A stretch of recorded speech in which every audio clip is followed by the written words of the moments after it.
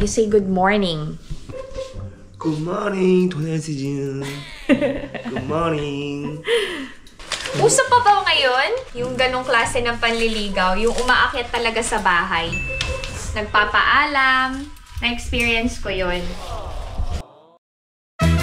Annyeong! Hi everyone! Welcome back to my channel. This is Pinay Mom in South Korea. Snowy day today to netizens. Maganda na naman ang Korea. Ngayong araw lang na to Pero after mag-snow, hindi na siya ganun ka-appealing. Kasi nga maputek, ganyan, and madulas. Pero let's enjoy the cold weather today together as I prepare Filipino-style breakfast for my family. Saan galing ang ihahanda ko? Galing sa inyo to netizens.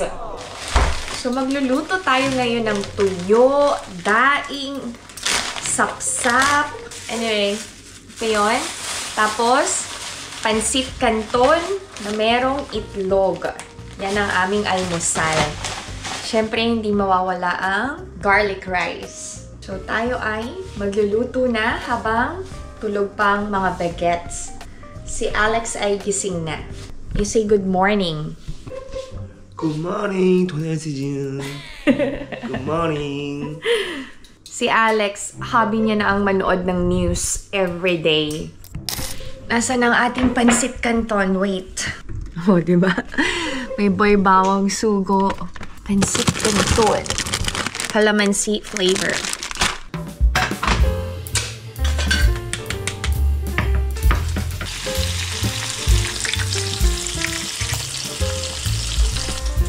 Ako, alam niyo, gusto ko sa luto ng spam, yung medyo well done. Yung crispy outside, soft and tender inside. Wow! Parang steak, no?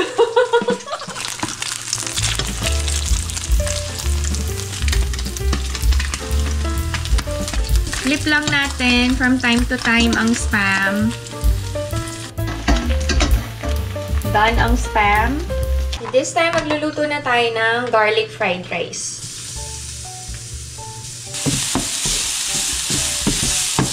Maglagay na tayo ng rice.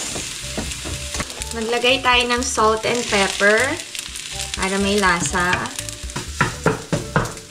Kayo, anong almusal nyo to netizens? Okay, done ang fried rice. Lagyan natin ng parsley. This time, magluluto na tayo ng dried goods and pansit canton. Hugasan ko kaya itong daing, no? Or hindi na ito inuhugasan? Huwag nang hugasan. Ay, mukhang masarap.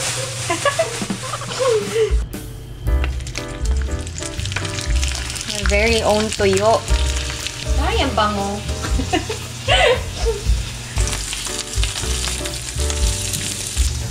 Kumukulo na yung tubig ng pansit canton. May sinasabi si Alex. 아니, 이상한 냄새? That's our tuyo. Tuyo. Oh, diba?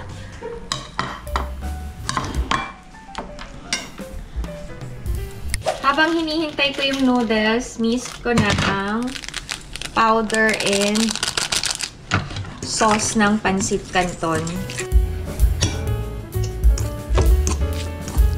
Maglalagay ako ng itlog sa pansit canton. Naglaga na ako kagabi.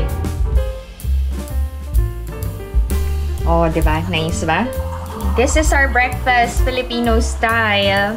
May kimchi. Perfect ang almusal. Thank you, Lord. Let's eat! Ito yung suka from to netizens. Sausawan namin. Kain tayo. Oh, try na, try. Eat that again. Let's eat, everyone.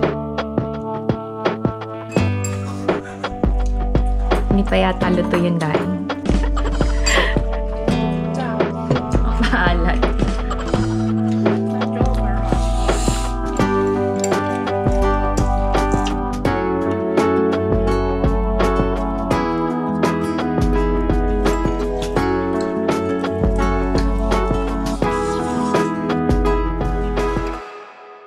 Okay. Ito yung bonding namin every morning. Sabay-sabay kami kumakain, nagkwekwentuhan kami. 윤희가 공부하면 또 Happiness 그치? namin to ni Alex. Kasabay ang mga bata. 윤희 안 기르고 좋아.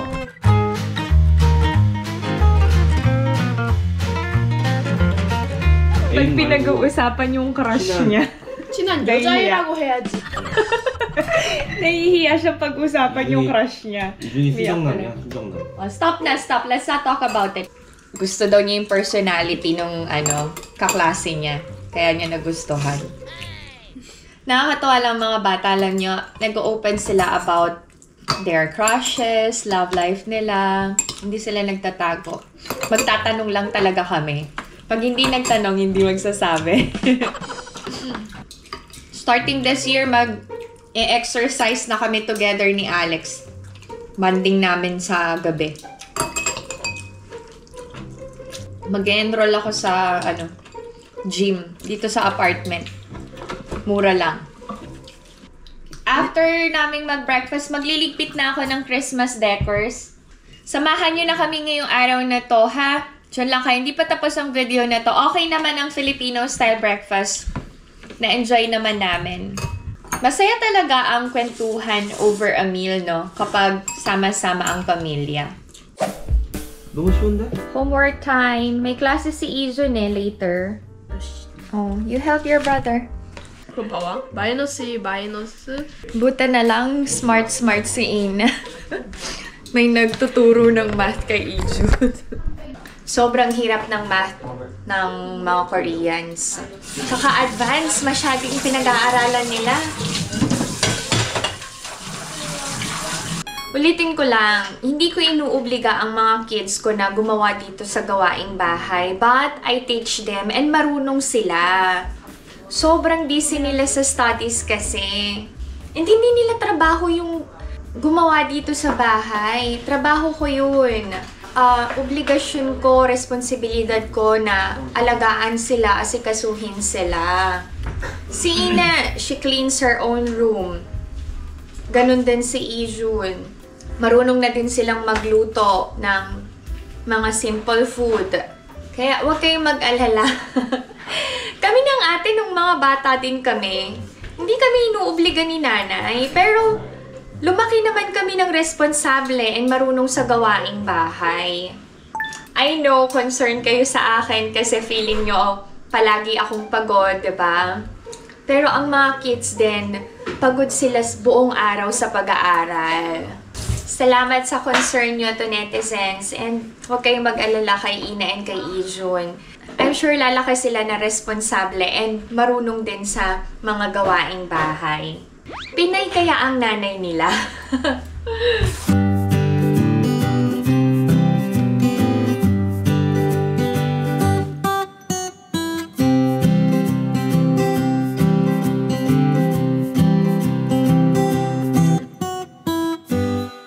I'm enjoying this view this time to netizens. I love seeing Ina and Ijun helping and supporting each other. Malinis na ang kusina. Magliligpit na ako ng Christmas decors. Ang mga bata ay busy. Dami ako sinampay. Usa natin.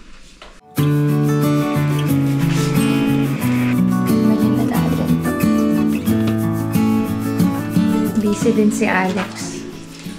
Mag-aaral pa yung mga 마이너스 bata. 3 플러스 5야. 그럼 뭐야? Ako din busy.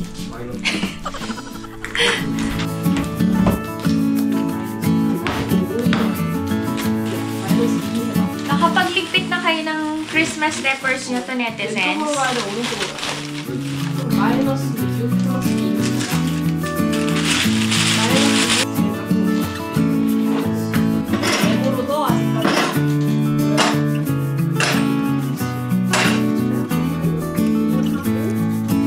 그러니까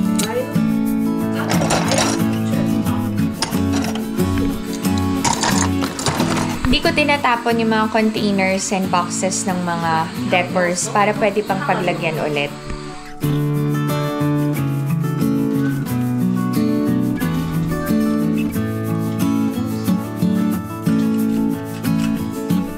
Yung box nitong Christmas tree, wala. Napunit-punit na. Ilang taon na din kasi to.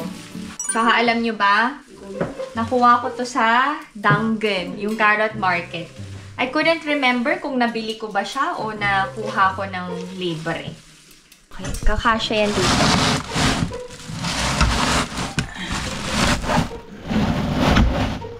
Ba't biglang ayaw na mag-ano?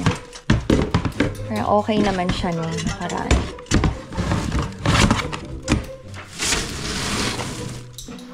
Kasya to lahat dito. Pagkakasyain natin to ni Sis. Ito sa... Oh, kasya naman siya.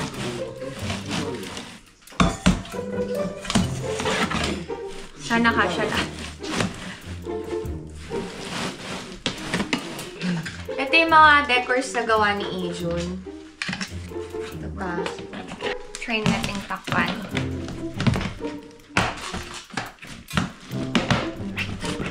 Okay. Okay naman. Nagsara na.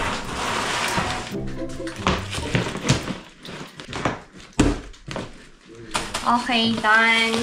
Ito sa ibang container ko ilalagay. Okay, lilipat na tong halaman dito. Okay, thank you so much. Ipipwesto na natin ang Lego ni Ijun. Oh, diba? So, ito yung pinaghirapan ni Ijun. 아니면 어쩔 건데?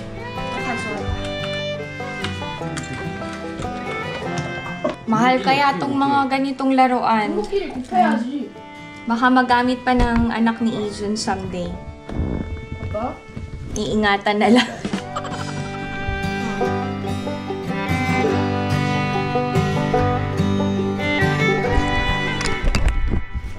Lagay ko sa vase tong bouquet of flowers ni Ijun. Ay, ang ganda. Ang ganda, oh. Okay. Ay, nice. Ganda. Mahilig ba kayo sa bulaklak? Ako, yes. Alam nyo ba, na-experience ko yung makatanggap ng bouquet of flowers, teddy bears, chocolates, nung nililigawan. Uso pa ba ngayon sa atin yung ganong klase ng panliligaw? Yung umaakyat talaga sa bahay. Nagpapaalam. Na-experience ko yun.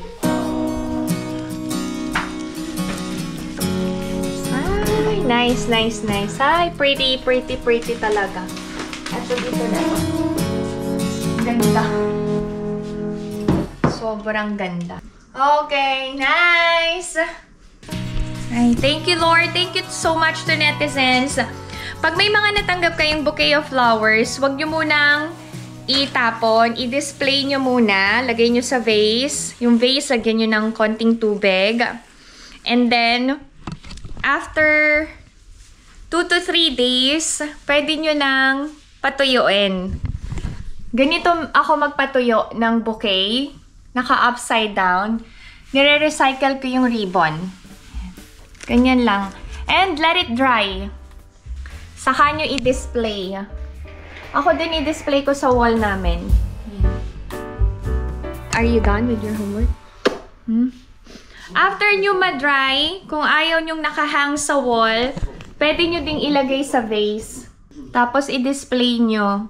Para hindi sayang.